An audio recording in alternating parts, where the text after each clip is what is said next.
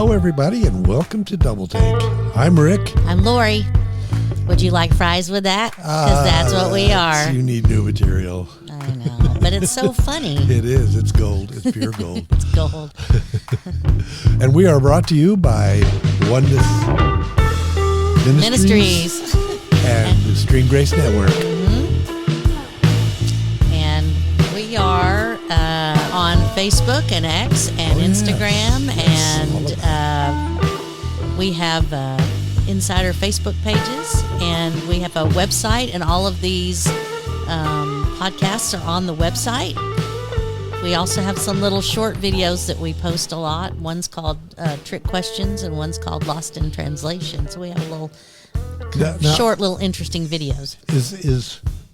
Do you get responses for those? I do. Are they positive? Are they mostly negative? Mostly positive? And then some people comment on them when they clearly haven't watched them. And they're only a minute long, so just a minute, yeah. Just watch it. Watch it and then comment. How and about then that? comment, yeah. Because the titles are meant, one to be trick questions and the other to be Lost in Translation. So you got to keep that in mind. So you got to keep that in mind when you read the titles. Mm-hmm. Yeah, and so we also post on several different grace-based Facebook pages. One's called Jesus New Covenant. One is called, he changed the name of that one, Religion Free Fellowship. And the other one is Gangstas of Grace. That sounds interesting. I know. It's pretty funny. Yep. So anyway, we're kind of everywhere. So we also have a once-a-month women's book club called Bookish. Yes, and something very special with this month. It's going to be on the 12th, which is next Monday. And we picked a book at random, and the author contacted me, and she said, would you like me to maybe come? And you said, nah. I said, yes, please. So we're really excited. Her name is I can't pronounce her middle name. Anyway, it's Tiffany Brooks, PhD. And the book is called Gaslighted by God, and it's really interesting. So if you want to get started reading it, get started reading it. And if you want to just come and meet her and hear the conversation, that's going to be really good too. You're saying they don't have to read the book if they want to come? Not this time. We have Grace. You want to meet this? She sounds great, and I can't wait to meet her. So if you're interested, contact us by all the regular emails, lfry@oneness-ministries.org, and I'll give you the dates and the place and all that sort of stuff. And I am doing Oneness for Guys, and as goes with the name, we had one guy show up Saturday. But he was it was okay because I had a really, really good conversation with him. So we're less about numbers than we are about connecting. Connecting, yes. So that's always the third Saturday of the month. It's third Saturday, yes. So anyway, and you shall get an email, and if you don't and you're interested, rfry@oneness-ministries.org. Has a theme. It's real easy. Yes. Just L-Fry or R-Fry. So. We need it to be easy for us.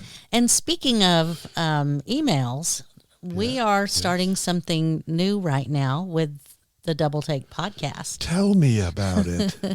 I shall. We have decided to go with, we want to get more in depth with some of these topics. So we're creating different series, weeks-long series about different things. And we are creating a study guide for each one of these. So if you want, it's not a transcript, but it's our notes our in-depth notes for what we talk about. We would be happy to put you on the mailing list to get you that. So it's starting today. We have a study guide for today, and we'll have one every week. So if you want to just send me your email, we will send you a free study guide. It's a couple of pages with references and what we've talked about. And if there are articles that we reference, we will send you those too. So shoot me an email. Yes. And we will send you the study guide. I think that's really exciting that we're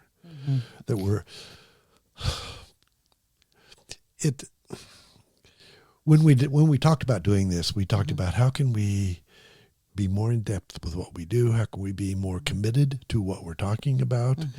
And I think creating these study guides not only challenges us to have better content, but it also gives you reference for what we talk about. I think that's important for this. The podcast that I listen to, usually I'm at, on the treadmill or something, and I hear something great, and I have to remember until I'm done and try to remember so I can write it down. And if I could just shoot those people an email and say, can I have the notes that you just did your podcast Yes. from? I would love that. And we've mentioned a lot of times we get ideas from different podcasts, and we try to, we let you know who we've been listening to. Yes. So we want to be able to give this to you, and we think it's worth a lot, and we'll just send it to you send us your email. Send us your email. Yep. So we'll get it to you. there's that. So what's our first one? Well, the first series we wanted to talk about, we spent a lot of time talking about what we thought was important and kind of in order of to lay a good foundation. And so we decided that the character of God was pretty much foundational. So we're going to be doing several weeks on different aspects of the character of God. And the first one is basically, does your view of God matter? Yes. Yes. Thanks for joining us. And this first part is, I guess, the stuff that you wrote. Yeah, I mean... And so I'm just going to let you talk about what you think the answer to that is. What we've done here is we've picked topics and we've each written about them, and then we're combining them, and it's really good because we think so differently. We have a different perspective, so we've got all sorts of stuff in here. Yes. So, I mean, when I thought about does your view of God matter? This is what I come up with. Yes. Can you have a deep relationship with someone you don't really know? Can you have a relationship with someone you don't trust? What about with a person who wants to hurt you? Someone you're afraid of? Someone who constantly disappoints you? Or doesn't really care about you all that much? What about someone you can't count on? What about, can you have a deep relationship with an angry person? Or someone who's distant or uninvolved? Well, let's unpack that a little bit. Okay. I mean, those are a lot of really good questions. And I guess the first one that you mentioned was, can you have a relationship with someone you don't really know? Can we know God? We can. We can. And he initiates that relationship. When you accept Christ, he moves into you. And at that point, he identifies himself, he identifies you, and you are one with him. So you can know him. Right. So if we go on with this person that we described, would you want someone that's angry or someone you can't count on or someone you don't really know? Would you want them as a friend? Yeah. And how much time would you really want to spend with that person? If you've got somebody that you know that you don't trust or you're afraid of them, do you really want to spend time with them? I mean, I don't. So then let's move ahead with that. Not just would you want to spend time with them. What if you were told that you had to have a relationship with someone like that has any of those issues? Because we are told you must have a relationship with God. Well, if your view of God is that he's angry or disappoints you or whatever, that makes it a little more difficult. You say it makes it a little more difficult. I think it makes it impossible. Yeah. If you don't trust God, or you think God's angry at you, or you're afraid of God, or you're afraid you're going to make him angry, then what does that relationship look like? Right. It doesn't look like a relationship. It looks like I don't want to go to hell, so I guess I have to do this. Yeah, and it's not a relationship. And it's not a relationship. Go ahead. No, I'm sorry. No, it's you. It's on you. It's on you to make this relationship work. And quite frankly, you don't have the power to do that. Right. I don't have the power to do that. Right. And I think then when it's up to you, it becomes a religion. It becomes a religious activity for you to try to manufacture a relationship with Father. You can't do it. The Jews spent 5,000 years trying to do it, and they couldn't. Yes. Have I gone way ahead of what you were? Yes. Oh, I have. All right. So we're still describing, this is obviously how we tend to view God. Mm-hmm. So you have to have a relationship with him no matter what. Yes. What if you, and then people tell you you're expected to spend maybe an hour with him alone every morning. That's what you need to do because you're a believer. So you get a mixed message that they love you, but they'd also be mad at you if you didn't do what they demanded. Mm-hmm. So we're talking about, I mean, if you can picture this with a person, then we're picturing this with God. So God demands that you love him. Apparently he demands that you spend time with him. And there's so many demands that you don't even know what they are because there's so many, and you can't possibly live up to the expectations of this person. And then you're told you have to love him. You have to love this person. So why would you want to get to know this person if this is how you see them? And this is what we wrestle with when it comes to the character of God. Yes. This is why how we view God matters immensely. And that's why we have to tackle this, look at it, be honest with ourselves, and see the truth about who God really is. So who is he? Well, you tell me, Rick. Who is he, Rick?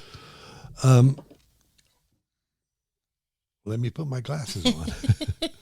What are the effects of how we see God? Mm-hmm. If we see him as weak, unnecessary, absent, unfaithful, or uninvolved, can we trust or believe he cares about us or he wants a relationship with us? We have nothing in which to put our faith. Mm-hmm. Under the law, his people saw him as distant and separate. And there are a couple of verses there's one verse is, I look down from heaven, look down from the place of your holiness and of your glory, where your zeal and your strength, the multitude of your tender affections and the mercies toward me, are they withheld? For you are our Father. Though Abraham does not know us and Israel does not acknowledge us, you, O Jehovah, are our Father, our Redeemer. Your name is from everlasting. So when you think about a religious encounter or relationship with God, it makes him distant. It makes him in a different place. It makes him not in relationship. And so we are left to figure out, what does this look like? Mm-hmm. How am I to behave? I have these list of rules that I get from a pulpit or people take out of context, and I can't keep them. Mm-hmm. I can't do what I feel like is required from me. So the verse you read was Isaiah 63:15 through 16. Yes. And this was look down. Lord, look down. Yes. You are our Father, though Abraham doesn't know us. So he's calling him Father and Redeemer, but there's a separation. There is a separation, yes. Yeah. And honestly, I spent my whole Christian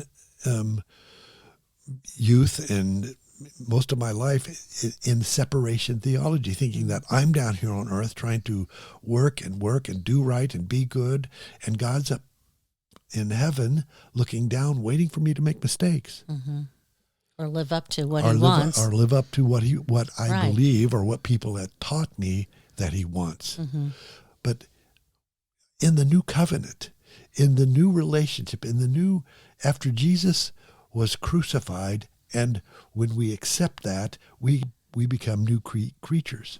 And in that exchange, we get his, he lives in us, John 14, I will abide in you forever. Mm-hmm. And one of the verses that I found that I really, really think brings this home in the terms of relationship, in the terms of God being our Father, was when right after Mary came to or whoever it was that found him, Jesus said to her, it was Mary, do not touch me, for I have not yet ascended to my Father, but go to my brothers and say to them, I ascend to my Father and your Father, and to my God and to your God.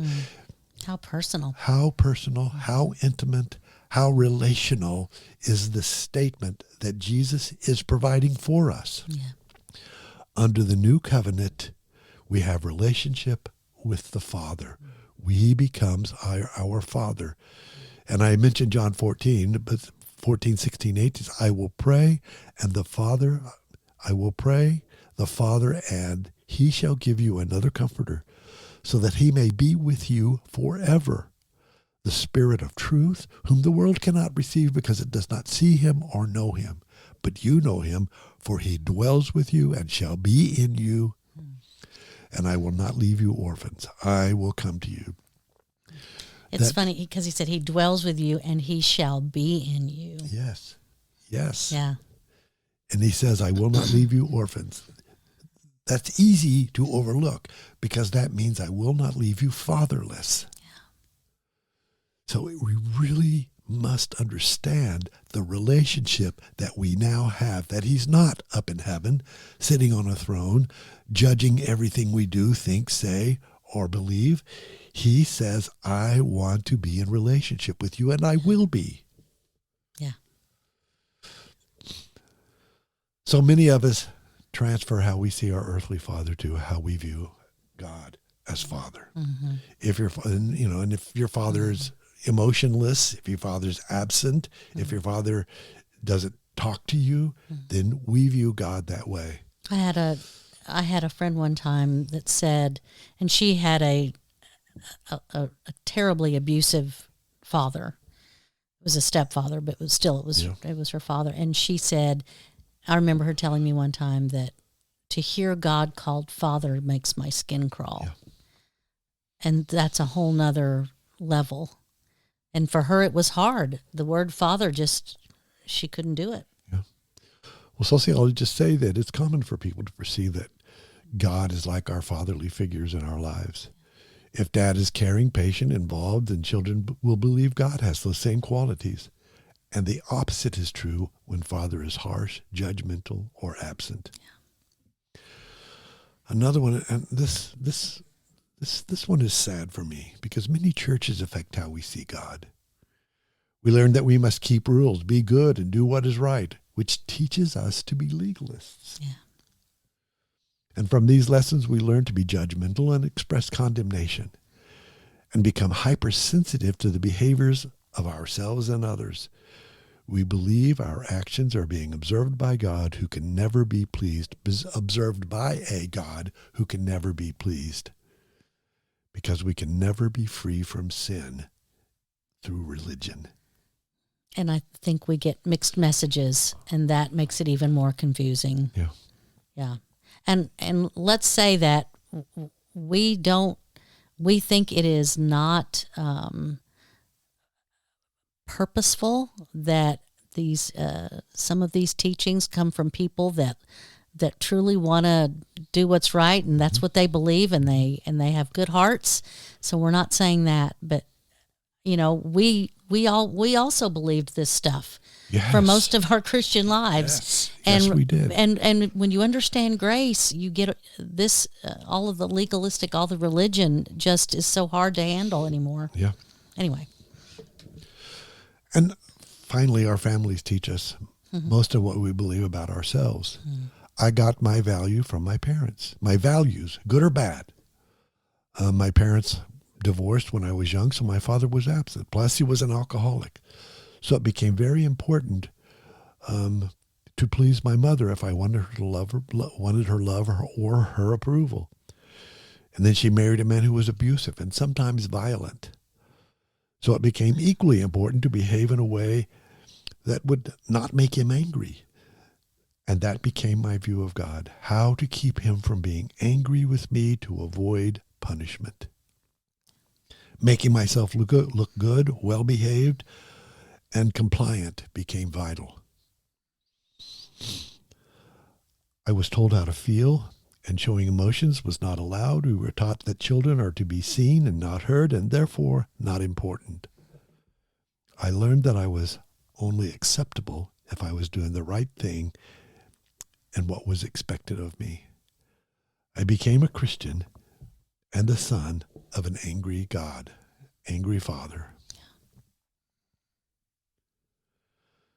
Here's the truth. God's unchanging desire has been to give us, me, a new normal. one where his truth provides us with our view of him. His truth provides us his view of who he is. And it's unfailing, and it's eternal, and it's not up to me to make it work. I said yes. And he said, I'm coming in you, and we'll do this together. That's good. So, who is he to me or to us as believers? Well, not just to believers. He is who he is. So I've Psalm 103:8, and I have these verses from the Amplified. The Lord is merciful and gracious, slow to anger, and abounding in compassion and loving kindness. I mean, how good is that? Yeah. Abounding. Yeah. Abounding in compassion and loving kindness. I love slow to anger. Yeah. That one speaks to me a lot. Me too. And, Rick talked about his growing up. Mine was different, but I had issues with my mom, and she would very unpredictable. So I think the slow to anger and the loving kindness really reach out to me. And so speaking of mother, he calls himself father. Obviously we know he's not a male or a human, but he also has the characteristics of a mother. And I have Isaiah 49:15-16 says, and the Lord answered, can a woman forget her nursing child, that she should not have compassion on the son of her womb? Yes, they may forget, yet I will not forget you. Behold, I have indelibly imprinted, as in tattooed, a picture of you on the palm of each of my hands. I mean, wow. And that is and if you're a woman and you've ever, nursed a baby, you know what that is. It's very intimate, and yes.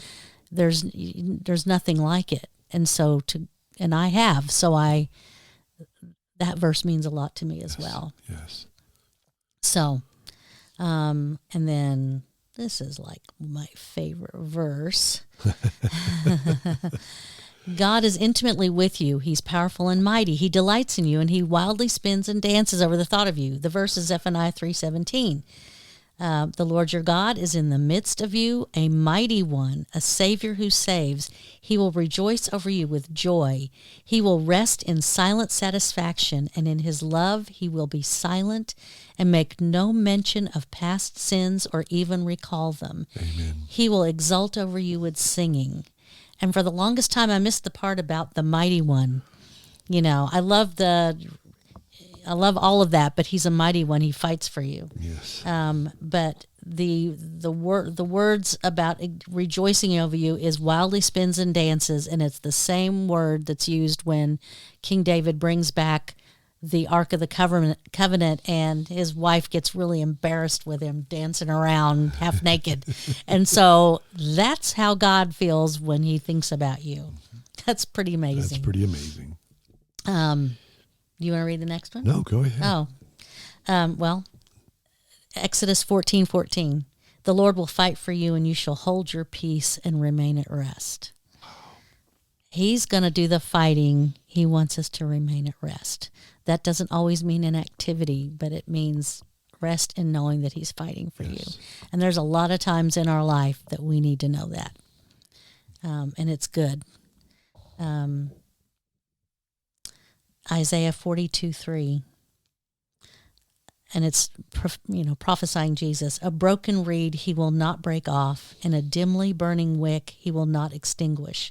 He will not harm those who are weak and suffering. He will faithfully bring forth justice. To me, that speaks of tenderness. One of the lies I believe about God, and I have and still do sometimes, is that he's harsh and he's going to force me. But this says he's tender. That's big. Matthew 11:29. Take my yoke upon you and learn from me. Following me as my disciple, for I am gentle and humble in heart, and you will find rest, renewal, blessed quiet for your souls. And to me, that says he's gentle. and he's a giver of peace. And we're going to talk more about this next time, because we can't talk about how he's love in one verse. But if you want to know what love is and get a preview of what we're going to talk about soon, 1 Corinthians 13, 4 through 8, and read it in the Amplified. So, do you want me to read it, or you want me to make them wait? Read it. I'll read it. Yeah, read it. Okay. Love endures. When I say love, you can just replace that with God. Say Jesus, the Father, Holy Spirit, whatever. Love endures with patience and serenity. Love is kind and thoughtful and is not jealous or envious. Love does not brag and is not proud or arrogant. Wow. It is not rude. It is not self-seeking. It is not provoked nor overly sensitive and easily angered. It does not take into account a wrong endured. It does not rejoice at injustice, but rejoices with the truth when right and truth prevail. Love bears all things, regardless of what comes, believes all things, looking for the best in each one, hopes all things, remaining steadfast during difficult times, endures all things without weakening. Love never fails, it never fades nor ends. Amen. That describes Our God. God. So Yes. yeah, your view matters. And his view of you matters. Yeah, and we'll get into that in another one. So let God help you see him that way, because the more you do, the better it gets. And if you need help with this, go to our website, get our phone number, contact us, and we'll sit down and talk to you about it. Yeah. So if you'd like these notes, once again, contact us, lfry at oneness-ministries.org, and we'll put you on the list and we'll send you notes every week. Yep. So Thank you for listening. yeah. Thank you. And if this stuff touches you and you're impressed by it, consider supporting us. That you can do also on our website, oneness-ministries.org. Right. So we'll see y'all next week. See you next week.